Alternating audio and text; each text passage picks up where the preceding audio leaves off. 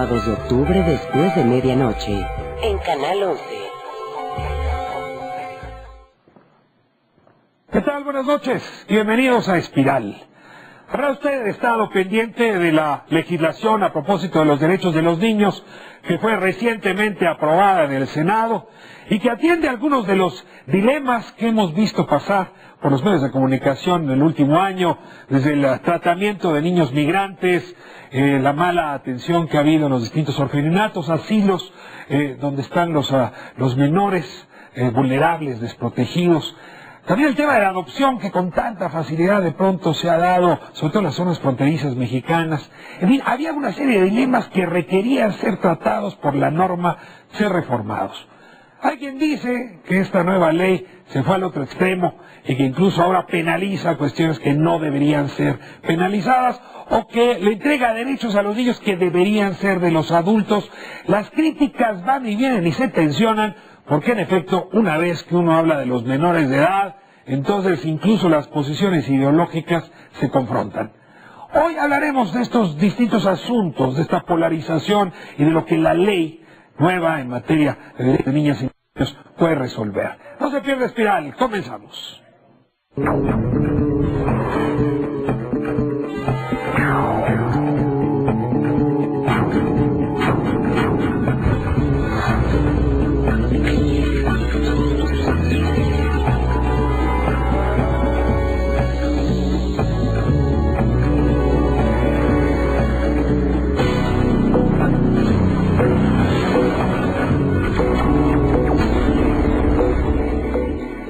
¿Qué son los derechos del niño?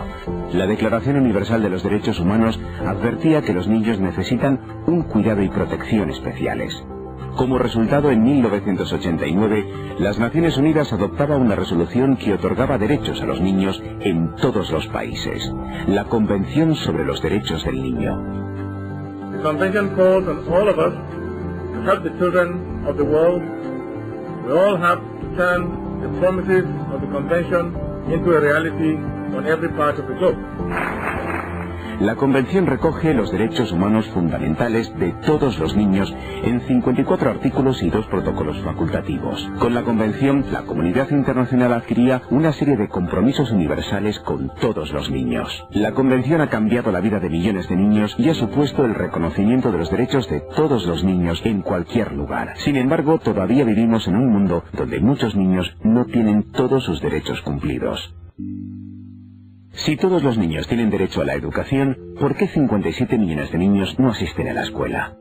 Si todos los niños tienen derecho a la salud, ¿por qué viven con VIH 3,3 millones de niños menores de 15 años? Si todos los niños tienen derecho a estar protegidos contra la explotación, ¿por qué 168 millones de niños se ven sometidos al trabajo infantil? Entonces, ¿por qué no se han cumplido estos compromisos? Al ratificar la Convención sobre los Derechos del Niño, un Estado acepta respetar, proteger, promover y cumplir estos derechos. Pero no todos los compromisos recogidos en la Convención se convierten en acción a favor de la infancia. Los derechos humanos y los derechos del niño deben formar parte de las decisiones que tomamos cada día como seres humanos. Son la responsabilidad que todos compartimos de respeto y ayuda mutua y de protección a aquellos que lo necesitan. Poner los derechos del niño en práctica requiere la acción y el liderazgo de los gobiernos, pero también de las familias, comunidades, individuos y empresas.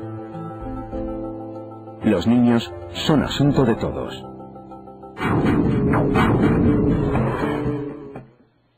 Lo prometido es deuda. Hablaremos, como mencionaba en la introducción, de la Ley General de los Derechos de Niñas, Niños y Adolescentes, una iniciativa preferente que ingresó al Senado, que fue ya aprobada, y que están aquí, pues un panel estupendo para explicarnos por qué la urgencia, por qué la importancia, y bueno, pues la cocina detrás de lo que ocurrió en el Senado y lo que viene ahora en Cámara de Diputados. Como esta edición aquí en Espiral, les voy a pedir que se presenten. Comenzamos con la senadora Angélica de la Peña. Bienvenida. Gracias, buenas noches. Angélica de la Peña, presido la Comisión de Derechos Humanos en el Senado. Muchas gracias, Angélica. Me tocó jugar con una de las comisiones importantes del Senado en la dictaminación de esta ley. 6 comisiones dictaminamos de manera coordinada, colegiadamente, esta minuta que está en Cámara de Diputados esperando ser votada. Pues cuando dije lo de la cocina, un poco se lo dije a usted, porque sí, me interesa mucho ver cómo en el Senado pues se atrevieron a modificar casi en un 80% la iniciativa que mandó el presidente y bueno, sería interesante que nos cuente por qué. Tenemos también con nosotros a la abogada, la profesora Leticia Bonifaz, que ha estado otras veces aquí en Espiral y la verdad es que es un regalo cada vez que viene. Leticia, bienvenida. Gracias, Ricardo. Buenas noches. Pues yo tengo mucho interés en que se expongan los puntos de vista desde la técnica legislativa, desde los que después van a operar con esta ley, y yo hasta dudo si esta iniciativa preferente, si le cambias el 80%, si sigue siendo la misma iniciativa. Pero tres diferencias con la pieza como se votó. Me preocupa mucho cómo la sobreregulación te puede llevar a anular derechos, sobre todo con temas de federalismo, porque le están cortando a los estados un trozo importante de competencia. Está interesante, porque sí, en efecto, tenemos desprotección y he oído a algunos decir que ahora el péndulo se fue al otro lado. Sí, ya me contarán el péndulo dónde está. Y tenemos aquí a Alison Sutton. Alison, me da muchísimo gusto que nos acompañe.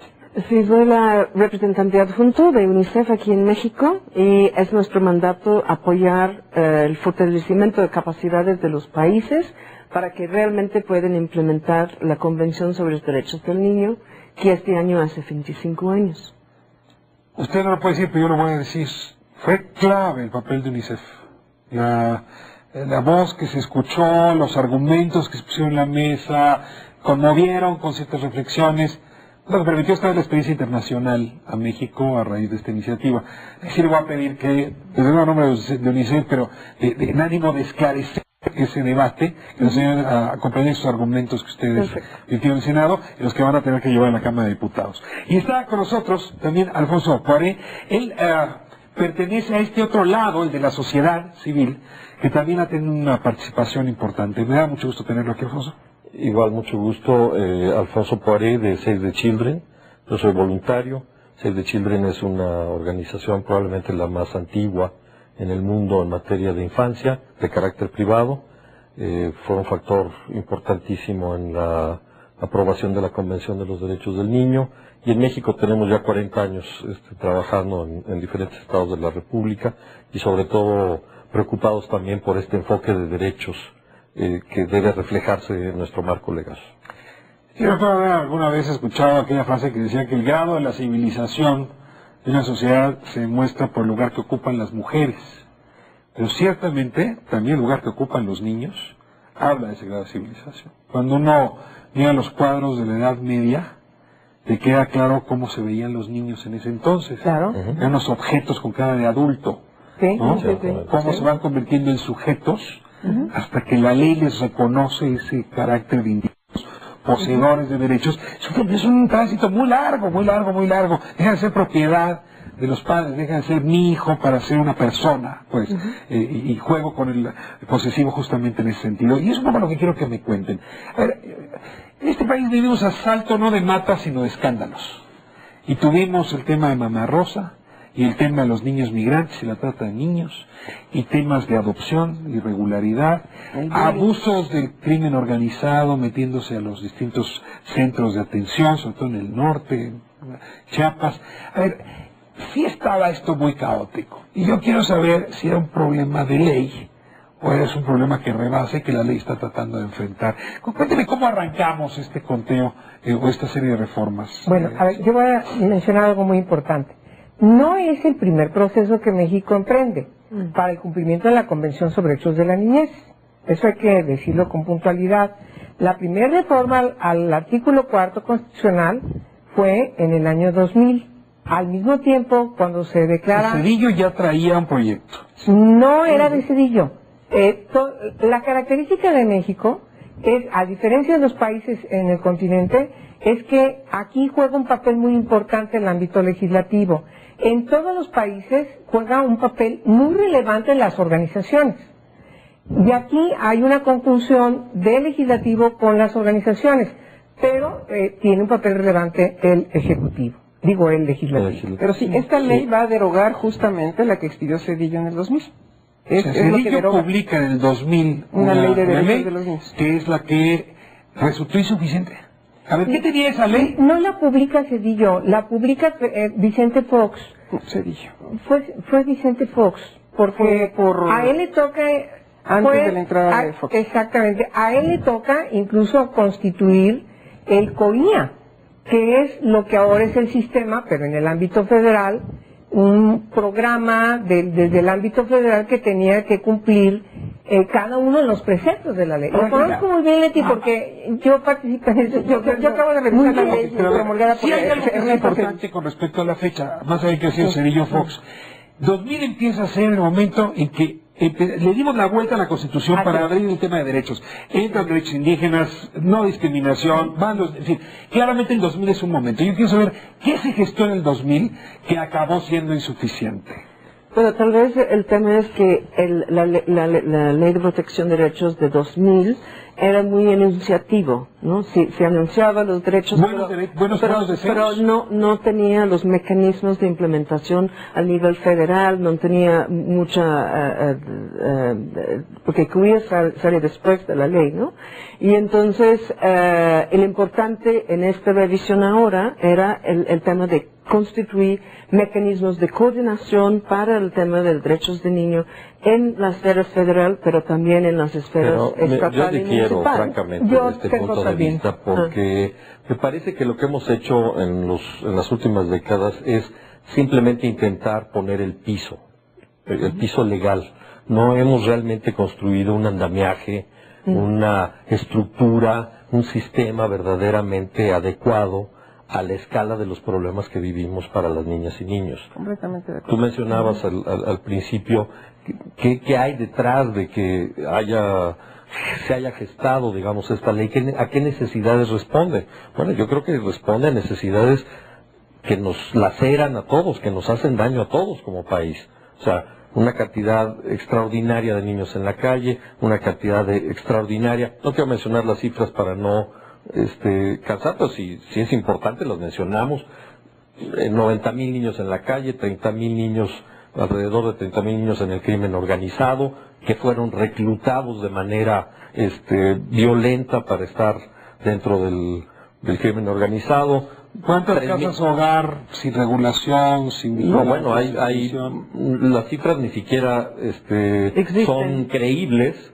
70,000 o más niños en albergues de carácter privado. ¿Cuántas adopciones irregulares? No, hay mucha discrecionalidad. En el ejercicio de los derechos de las niñas y los niños en este país es un verdadero problema. No, aun cuando la Constitución les considera como sujetos de derechos en esa primera reforma y se visibiliza a las niñas, no hay este otro cambio que debió haberse logrado y que nos lleva a un proceso gradual a que nuevamente se reforme la Constitución, se establece un cambio en el 73 constitucional para que se legisle una ley general, pero aguas, Leti, no es la ley general con las mismas características de la ley general de trata y secuestro. Lo de la ley general me parece muy importante, pero déjeme tratarlo un poquitito más adelante. Déjeme simplificar con esto que decía Alison y está planteando Alfonso. En más de una ocasión, el legislador es muy bueno para poner el chasis del autobús, pero a la hora que hay que poner las ruedas para que el chasis ande, o sea, los deseos o los derechos formales, ponerle vía material para que te dicen, ahí nos quedamos cortos. Entonces, estoy entendiendo bien.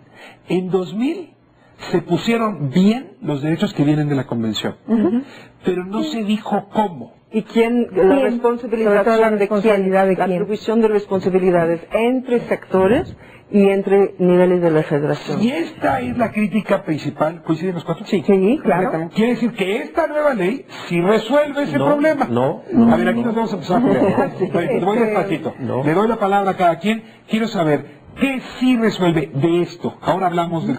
¿Qué sí resuelve con respecto a las llantas del autobús y qué queda todavía pendiente? A ver, tenemos una formalidad, un sistema, tenemos una parte sustantiva en la ley, todos los derechos, hay énfasis en algunas preocupaciones como la situación de niñez migrante, el caso de los centros de atención, todas sus modalidades de albergues, casas de cuna, hospicios, etcétera, y por supuesto también hay otra parte muy importante que es la que menciona Alison, es la creación de un sistema nacional de protección integral de los derechos de niñas, niños y adolescentes y una pirámide que baja hacia las entidades federativas y hacia los municipios. A ver, un sistema. Y así se crea un sistema que obliga coordinarse a la federación con los estados. Se incluye en la ley un sistema, o más bien se plantea en la ley la necesidad de que exista ese sistema. Pero me parece que es, insisto, un piso que todavía requiere una enorme cantidad de esfuerzos y de trabajo, tanto a nivel legislativo como a nivel de implementación de políticas públicas. Yo coincido en ese sentido que ese es un gran reto para el país, o sea, realmente convertir la ley en acciones específicas, en dispositivos específicos que resuelvan los problemas. Yo creo que la ley da ese paso, abre, me parece, establece los temas claves de la problemática, pero que sigue. Yo a veces tengo la sensación de que no estoy en 2014, sino en 1836. Ahorita te digo. ¿Se acuerdan de qué pasó en 36, no? Cuando se acaba la Constitución Federalista y regresamos a un modelo centralista. Ajá. Los estados han resuelto mal muchos temas. Deuda pública, en fin. Pero uno de los más fuertes es que no son, no hay una homogeneidad, pues, en el tratamiento de los asuntos de los niños, de las adopciones. Pregunto. Te voy a decir en qué año creo yo que estamos. Porque mi primer trabajo formal fue en DIF, en la época de López Portillo. Y ahí se hablaba que el DIF ya iba a ser por fin un sistema para el desarrollo integral. Veníamos del INPI. Estamos confesando la verdad. El INPI Echeverría se convirtió. Mi primer trabajo, yo era una criatura, la verdad, era casi niña. ¿Cómo que trabajamos? Entonces, lo curioso es porque lo que se discutía en aquella época es cómo ibas a armar la Procuraduría de la Defensa del Menor y la Familia a nivel federal y luego a nivel estatal. Yo soy, creo ya, la última federalista, porque el profe Merino ya se está rajando de ser el penúltimo, ¿no? Y voy a ser federalista hasta la muerte por ser chapaneca, y que el federalismo en Chiapas te lo inyectan el día que naces, ¿no? Entonces sí me preocupa mucho cómo ya le quitaron a los estados la parte de responsabilidad penal, y ahorita lo que está pasando con esta ley es...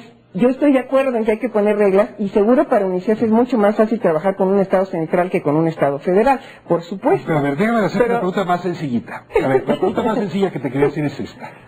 Uno hace leyes generales cuando quiere generalizar un comportamiento, un piso general en todo el país. Cuando no es necesario generalizar, te puedes quedar con leyes federales. ¿Quién está aquí de acuerdo con que sea una ley general? ¿Y quién está de acuerdo con que hubiese quedado como ley federal? Hay una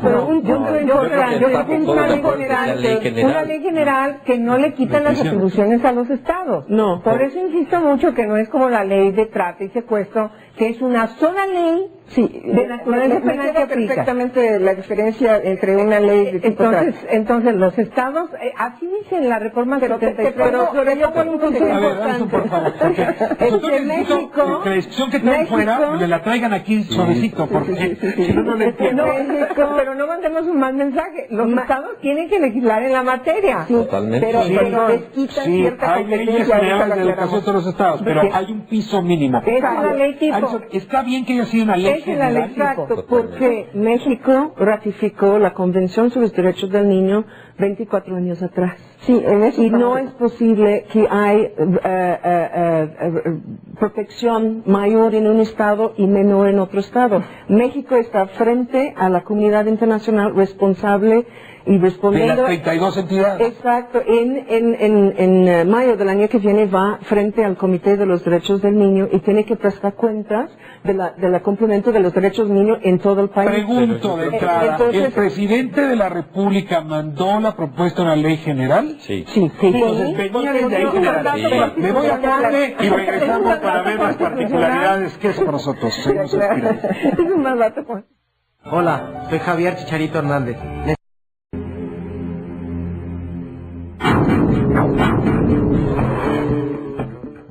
De vuelta en Espiral, hablando sobre esta iniciativa de ley sobre los derechos de niñas, niños y adolescentes, les preguntaba antes de irme a corte, el presidente mandó la iniciativa con carácter de ley general. Es un texto que recibió una cirugía más o menos del 80%. Yo primero quiero saber si esto es cierto, y si es así, ¿por qué? ¿Por qué fue necesario decir al presidente, no, esto que nos mandaron no va a ningún lado? Bueno, en primer lugar, la ley, desde su título, es una ley que protegía a niñas y niños. La convención... Así se llama Ley para la Protección. Así lo mandó, es lo primero. Entonces cambia, pero además en la lectura... Y ustedes le pusieron Ley de Derechos. Ley de Derechos de Niñas, Niños y Adolescentes. Porque lo que hace esta ley es garantizar el ejercicio de los derechos. Ese es el motivo de la ley. Y entonces hay un cambio muy importante, filosófico, desde la doctrina de protección integral, es decir, para que se entienda mejor, la protección de una niña o niño no es lo mismo que cuando protege sus derechos. Los derechos de provisión, de promoción, de protección. Es decir, garantizas desde el Estado que este sea el piso fundamental del que se deriven políticas y acciones gubernamentales para que padres, madres, tutores, custodios tengan todo lo que necesitan para garantizar esos derechos. Normalmente uno mira a un niño y piensa, hay que protegerlo. Sí. Pero las cosas han ido cambiando, entiendo, el paradigma internacional, porque lo que hay ahí es una persona que tiene derechos que pueden ser exigidos. Entonces ya no es la dádiva graciosa y proteccionista del Estado, es una persona con sujetos y derechos, igual que cualquier otra, que puede exigir que se cumplan. Entiendo que ese es un cambio del paradigma importante. Justamente yo creo que ese es el tema central, la exigibilidad de los derechos. O sea, ¿cómo hacemos para que este piso efectivamente sirva para que el conjunto de la sociedad, el conjunto de los responsables de la protección de las niñas y niños y del Estado como garante, porque el Estado es el único garante de esos derechos, efectivamente logremos que se garanticen los derechos y que se exijan? Pero yo pienso que hay un tema importante, es que en el cambio se fortaleció esta visión de protección de derechos que no venía en el sentido del sistema que se cría es más fuerte, ¿no? Entonces, porque si estamos protegiendo derechos, necesita que tiene la educación, la salud y que los diferentes dependencias que están o en nivel estatal necesitan se coordinar y entender su obligación. Entonces, creando un sistema que es presidido por el presidente de la República y tiene participación de los gobernadores, estamos dando una prioridad a la niñez que no tenía antes. Entonces, ese es el importante, está dando la prioridad a la universalización de todos sus derechos, pero también, muy importante, está fortaleciendo los mecanismos de protección especial cuando esos derechos no son cumplidos y cuando son víctimas de violencia, abuso, explotación, etc. Entonces tiene el fortalecimiento de un sistema general para la universalización de los derechos, pero también fortalecimiento muy fuerte de DIF y de los procuradurías para que cuando hay una violación ya tiene las personas capacitadas para entrar y ver la situación. ¿Puedo hacer una pregunta? Sí, desde luego. Porque, si te la puedo, te la respondo, y si no, le digo. Yo creo que es básicamente para Angélica, porque, bueno, Alison también creo que nos puede ilustrar mucho, porque hablamos del sistema de protección, pero ¿por qué no se estableció el órgano rector de relevancia constitucional? O sea, este aparato autónomo con una enorme capacidad, con APRED, de mujeres, ¿no? Para niños. Para niños, porque finalmente eso nos permitía cómo visualizar la complejidad del problema que tienen niñas y niños. Yo tengo ahí una diferencia, o quizás voy a plantear lo que creo. Bueno, y así está la ley. Esta ley que está en proceso en la Cámara, así va a quedar. El sistema, la protección integral, no es solamente de una institución, ni siquiera un ente que pueda dedicarse a eso. El problema de que niñas y niños no ejerzan plenamente sus derechos tienen que ver con una gran cantidad de derechos que tienen que estar ligados uno tras otro.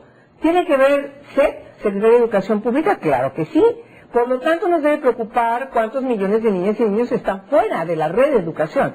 ¿Tienen derecho a la salud? Claro que sí.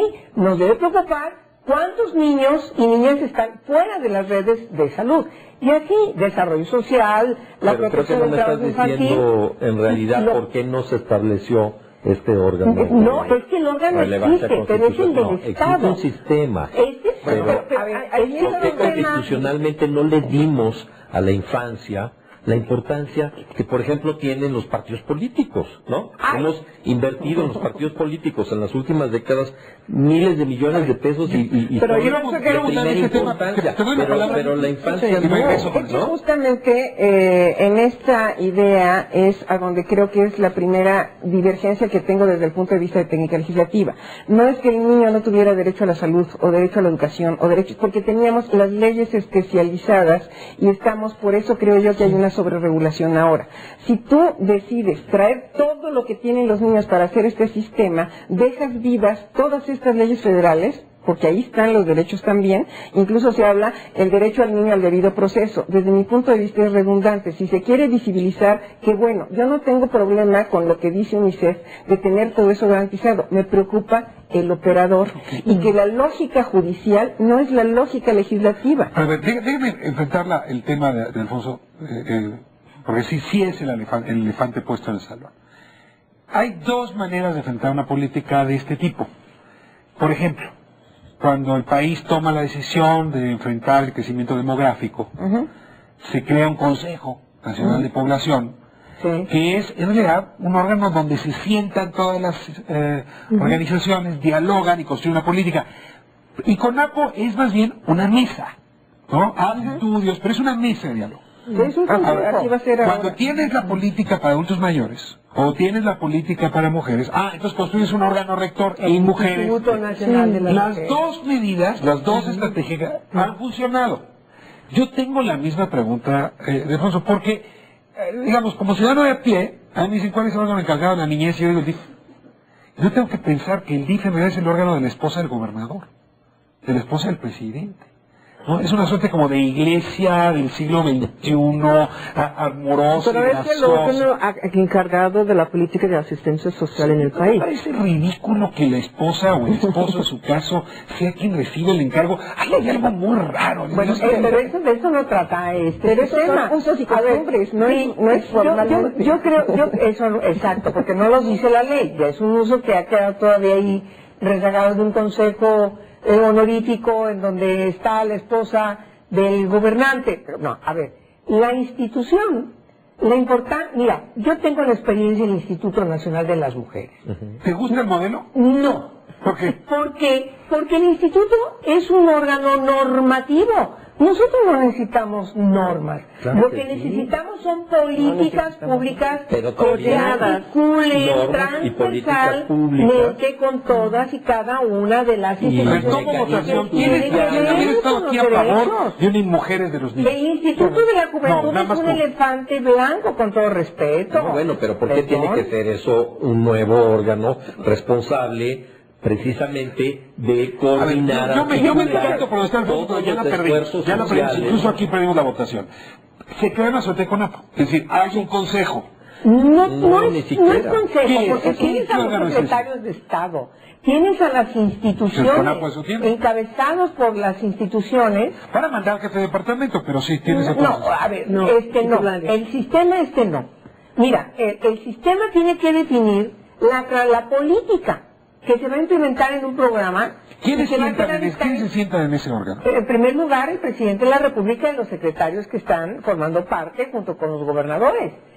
¿Para qué necesitamos que se integre en la definición, la aprobación de una política, de un plan de acción, un programa que tiene que aplicarse anualmente, respaldado además en el ámbito del presupuesto de egresos de la Federación? Porque esa es la clave. La clave es que con las reglas de operación, el sistema, definidas desde el manejo presupuestal, vas incluso a tener posibilidad, si lo aplican debidamente, de no duplicar programas en las mismas instituciones o entre las instituciones.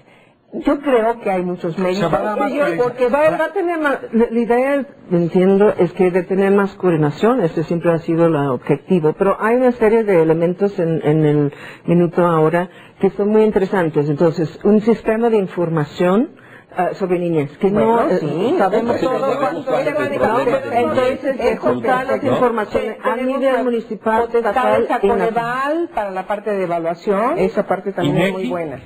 Sí, es parte, de los de que se junta y monitora de... Aquí voy con lo que decía Leticia.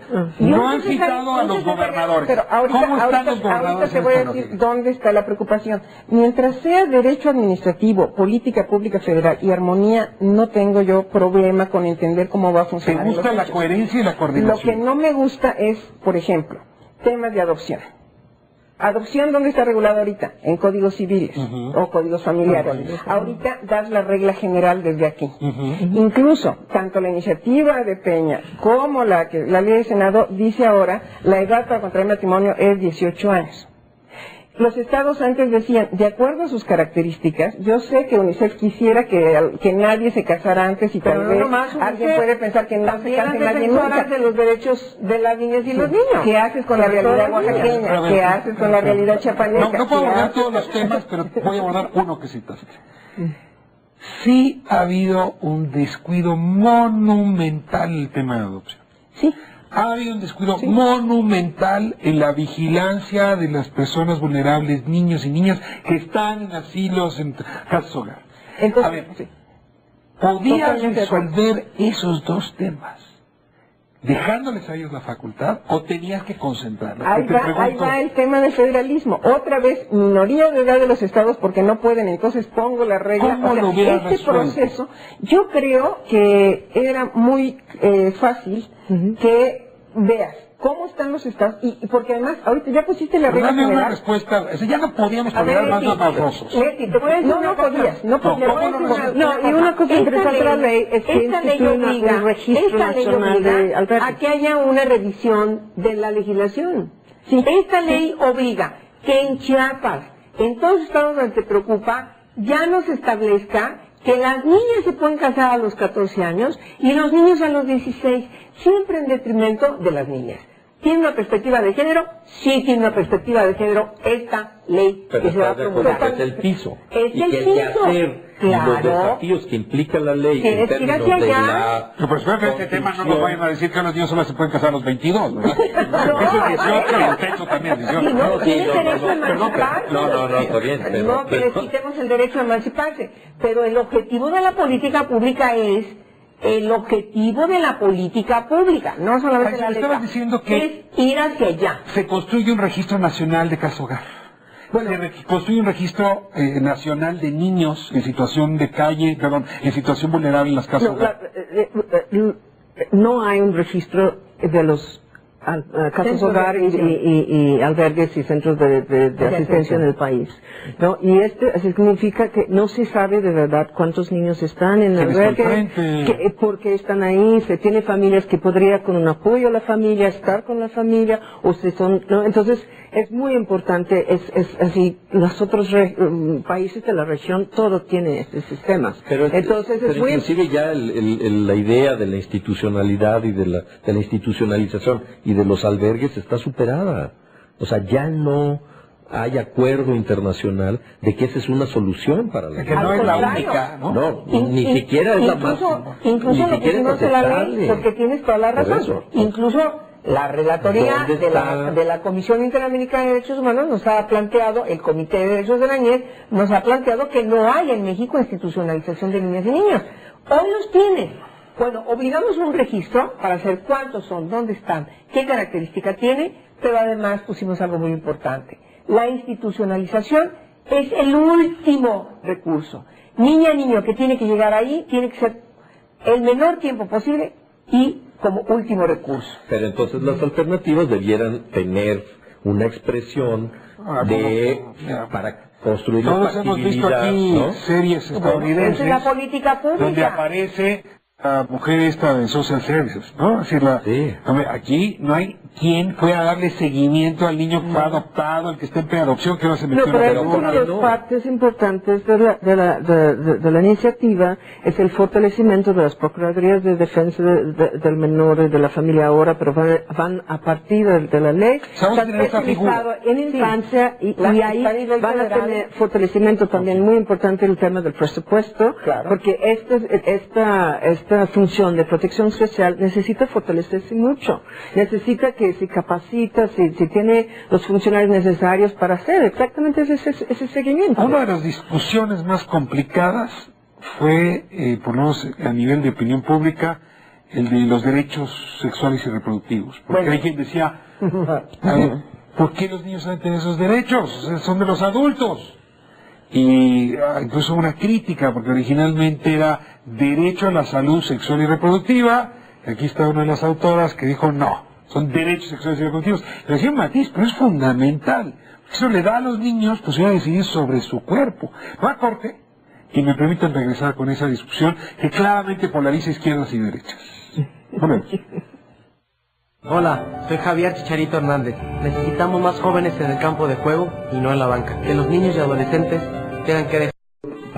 Estamos de vuelta hablando de la ley de derechos de niñas, niños y adolescentes.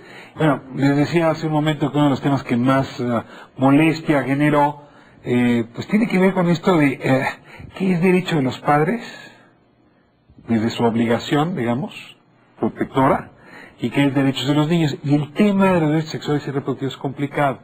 Si uno dice, a ver, los niños tienen derechos sexuales y reproductivos, pues tienen derecho a estar informados sobre sus derechos. Entonces en el libro de texto tiene que haber educación sexual. Si alguien dice, no, yo no quiero que a mis hijos les den educación sexual en los libros de texto, pues decir, no, ese es un derecho de los padres a saber cuándo habla con los hijos del tema de la sexualidad o eventualmente nunca. Entonces, no es un debate menor. Y yo te pido un poco que me cuentes, Angélica, ¿cómo ocurre que el presidente la manda como derechos de salud sexual y reproductiva? Y entiendo que el senador Encinas, si tú le das la vuelta, dice, no, son derechos sexuales. No, pero no fue solamente el senador y yo, fuimos las comisiones, fuimos 6 comisiones, todos lo sacamos por unanimidad. Fue un debate muy importante que vimos los 6. Y a ver, ¿cómo se llaman? Se llaman derechos.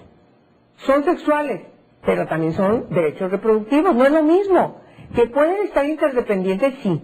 Ahora, el país tiene una situación gravísima de embarazos de adolescentes menores de 18 años de edad. No, de niñas 14 años. Bueno, menos de 14. Incluso una cifra muy alta de que cuando se embarazan antes de los 15 años de edad, un tanto por ciento alto, alrededor de 1/3, se embarazan de un segundo embarazo antes de los 18 años de edad.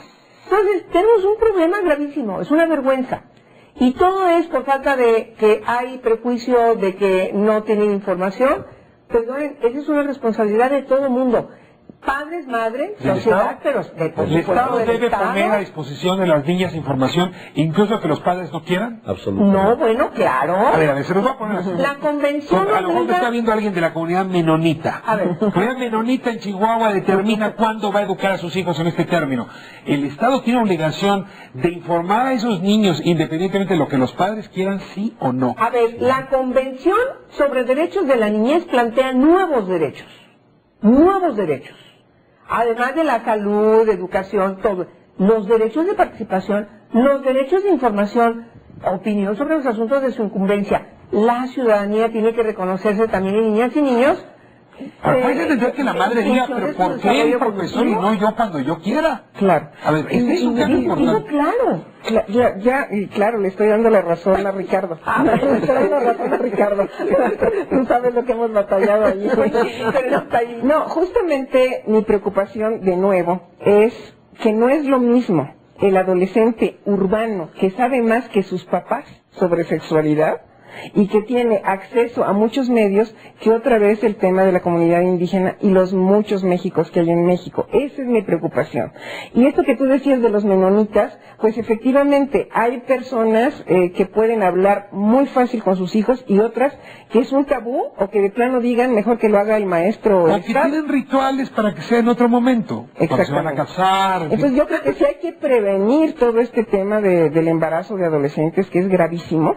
Para mí la solución no es que pongan la edad de matrimonio a los 18. La solución, porque en muchos casos, y esta diferenciación incluso de las edades, tiene que ver con cuestiones biológicas. Para mí el tema sí es de obligación del Estado, pero también respetando libertades.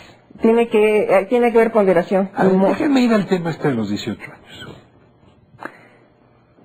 Si no los dejan casarse, se van a seguir juntando. Sí, claro. Sí. Sí, claro. No era, en efecto, no era mejor dejarlo como estaba, porque entonces van a estar juntados, pero la mujer no va a estar protegida porque no va a haber un matrimonio enfrente. Entonces va a haber un matrimonio de facto sin protección de la ley. A mí me importa mucho tu observación sobre esto, Elisa.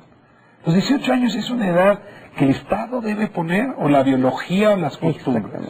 Bueno, el tema es que el matrimonio temprano y forzado en todo el mundo es donde la niña sí sufre en todo su desarrollo, tiene el tema de los embarazos muy tempranos, de los matrimonios con hombres mucho más viejos, con niños adolescentes. Entonces, el tema de prevenir los matrimonios precoces es un tema de los derechos de las niñas en todo el mundo en relación a dejando el espacio para la niña de completar su educación.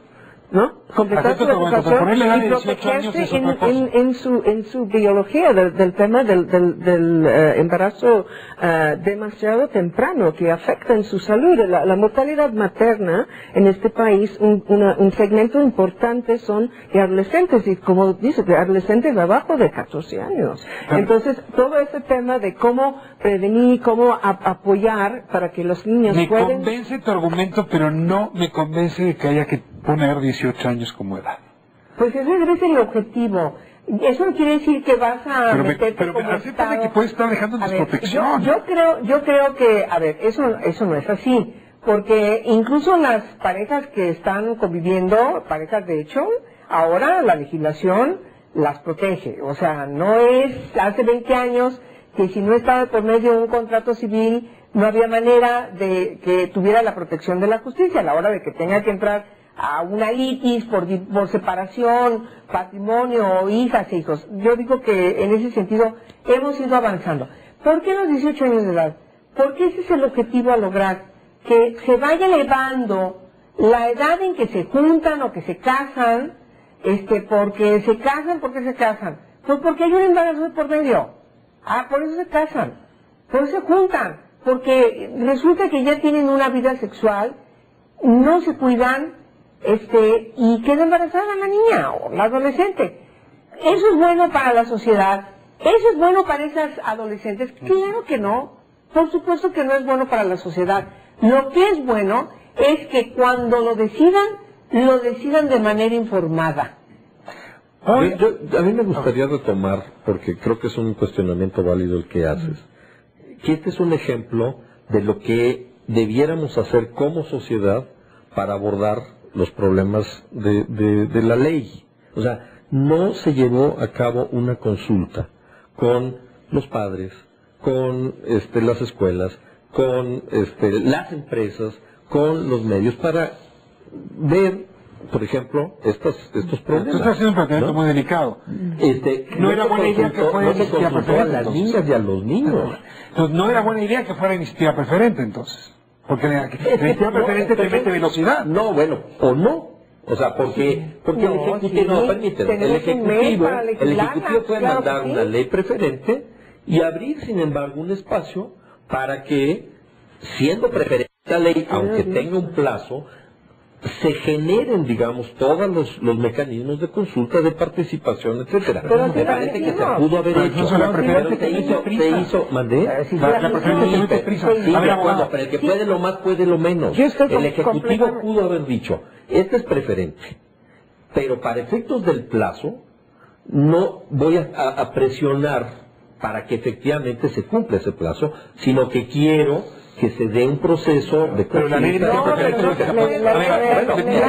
acláranos, porque según yo, el problema es que es una guillotina. O sea, mandan una preferente y tú tienes un plazo, o sea, los 30 días cumple el Senado los 30 días de diputados y le da a la revisora 15 días más. ¿Qué habría pasado si nos abrimos a un plazo de 6 meses de discusión? Yo creo que claro, pasa tal cual. Iniciativa preferente pasa tal cual. Si nosotros no hacemos alguna revisión de la iniciativa preferente, en ese tiempo pasa tal cual a la Cámara de Diputados. Y la Cámara de Diputados no hace nada en ese tiempo, simplemente se publica.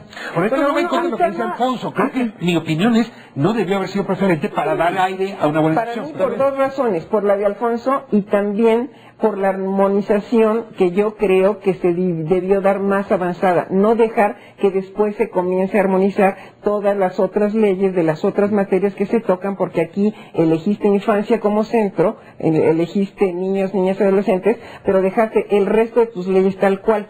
Una tarea legislativa de detalle implicaría ver qué cosas más tienes que ir derogando. Bueno, pues aquí porque la armonización es obvio, se va a tener que hacer luego, pero lo importante de la prisa o lo importante del tema de la prioridad que se ha dado es que, por ejemplo, si queremos realmente instituir un sistema universalizante de derechos con mecanismos de protección para avanzar, para atacar todos esos problemas que hemos discutido aquí, necesitamos presupuesto. Y entonces, si esta ley pasa en la Cámara, pasa de regreso, el presidente promulga, tiene tiempo para realmente en la Cámara de Diputados entrar con presupuesto para la implementación. 2015. Sí, para la implementación, para todo, porque esa es la parte más importante. Estamos llegando al primer paso. Pero ya había presupuesto en educación, ya había presupuesto en salud, ya había presupuesto en una procuraduría, ya había muchos presupuestos que tenían que ver con esto. Esa es la duplicidad que yo veo. Y ese es el tema que yo hubiera deseado, tal vez más tiempo, para dejar más armonizado y no sacar con una sola derogación, cuando en realidad el sistema normativo sí se ve seriamente tocado. Ya se me fue el tiempo y traigo un tema que no quiero cerrar sin que se toque. Entonces te voy a hacer la pregunta y te pido que lo que ibas a decir más lo que te voy a preguntar. Muy bien. La fiscalía. O sea, se crea una fiscalía especial. ¿Qué es eso? ¿Cómo se come? ¿Para qué sirve? A ver, lo que se crea es una procuraduría. Una procuraduría que va a... ¿Dependiente de la PGR o independiente? No, dependiente. En el caso a nivel federal depende del DIF nacional. Y en el caso de la esposa del entidades... presidente. No, ¿por qué insistes en eso? Porque me parece una mala idea. Además, el DIF va a salir del Sistema Nacional de Salud.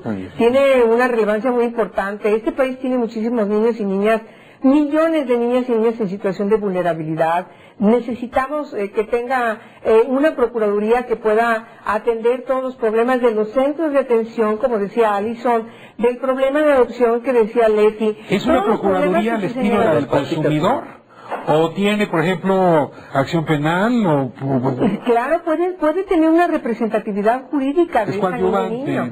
Sí, claro, porque bueno, la tutela, la responsabilidad la sigue teniendo papá, mamá, a menos de que no exista una familia que lo tenga bajo su tutela, entonces se ven otro tipo de mecanismos. Hay que cuidar eso.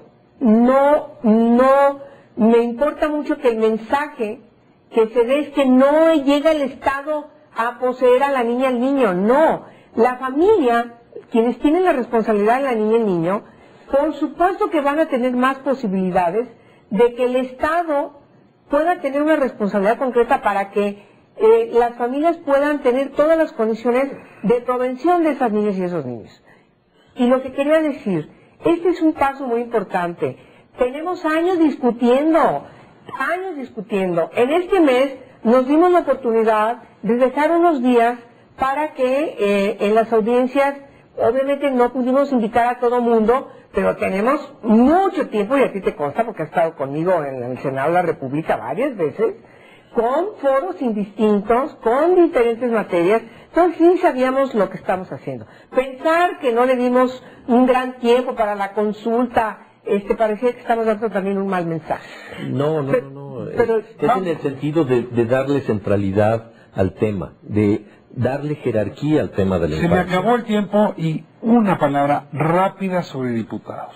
¿Qué esperan en diputados? ¿Que la devuelvan, que la vote como está, que la compliquen, que le pongan presupuesto? A ver, y con eso cierro el programa, Deseos, buenos deseos. Bueno, la Cámara tiene todo su derecho a revisar la propuesta y está haciendo en estos días, pero sí tienes razón, la parte muy importante es el costeo de la propuesta y todo el debate sobre el presupuesto, ¿no? Porque lo que queremos es la implementación de que todos estos nuevos instrumentos pueden fortalecer la garantía de los derechos y la protección en casos de violación. Y reenfatizo, en el texto actual la corresponsabilidad de la familia, la sociedad, el Estado. Y este es el parte importante que todos entienden, que la familia, en la Convención de los Derechos Niños, la familia tiene un lugar muy fuerte y es el parte, es entonces tal vez la parte de esta ley es que da más fuerza de la acción del Estado para apoyar a la familia en sus obligaciones. Ojalá aborden algunos de los desafíos que plantea el proyecto como salió del Senado. Me parece que hay que trabajar sobre la gobernanza centrada en la infancia. Me parece que hay que abordar el tema del marco legal a nivel nacional, general, federal, estatal y municipal. O sea, esta precisión de la distribución de competencias. Y me parece que un tema clave es que efectivamente se trabaje en la juridicidad de las normas, o sea, que cada expresión de buenos deseos se traduzca efectivamente en mecanismos, en instituciones, en atribuciones, en presupuestos, en formas de exigibilidad sobre todo. Yo creo que va a pasar muy fácil, sin problema. Diputados, va a alzar la mano. ¿No le ves? ¿Y le va a poner lana? No se va a hacer otra discusión aparte, el tema presupuesto. Bueno, tengo que destacar que la presidenta de la Comisión ¿Cierras tú con esto? ¿Algo más que agregar? Ya con esto. Muchas gracias. La presidenta de la Comisión de la Niñez de la Cámara de Diputados estuvo en el Senado. Entonces también por eso... Y recibimos propuestas de diputados y diputadas. Pues les agradezco muchísimo a los tres, no más que la discusión está sabrosísima. ¿Cuánto nos importan los niños? A ver, yo creo que ese es el síntoma. Mucho menos de lo que debieron. Pues digamos... Y al mismo tiempo mira la pasión que despierta y mira el interés que despierta. Es una sensación ambigua. Creo que nos tardamos en expresar ese interés. Y que a partir de ahora sí llegamos tarde a aplicar la convención, pero no podemos llegar tarde a un siglo XXI para una niñez donde la vulnerabilidad sea erradicada. Exacto. Y donde el Estado en efecto pueda trabajar con el niño, con los padres y con todos los medios posibles. Porque un país, como decíamos hace un rato, que muestra síntomas elevados de civilidad, es porque tiene su niñez en el mejor lugar posible. Nos vemos próximo miércoles. Muchas gracias por habernos acompañado a sus hogares, aquí en Canal 11, mismo horario.